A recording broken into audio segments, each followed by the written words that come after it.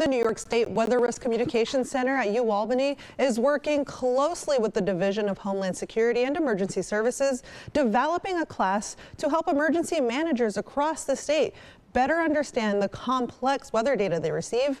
It's helping them interpret radar maps like this and much more.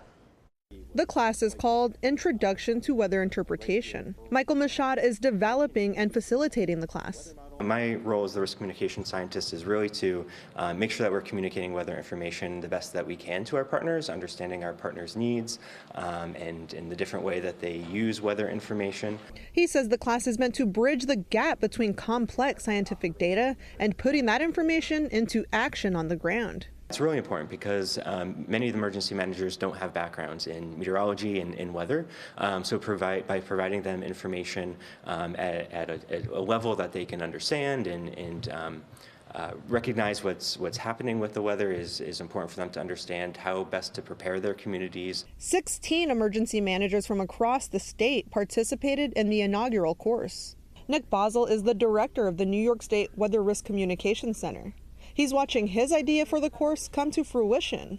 He explains why they want to improve weather communication. It's a real challenge because if meteorologists like me can be overwhelmed with the amount of weather data that's out there, then certainly someone who maybe isn't trained in meteorology will be challenged by that.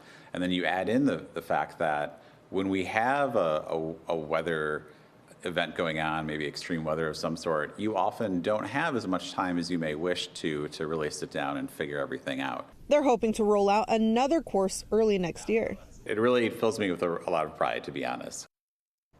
So much goes on behind the scenes. Now, interpreting that complex scientific data is something our News 10 meteorologists are very familiar with here.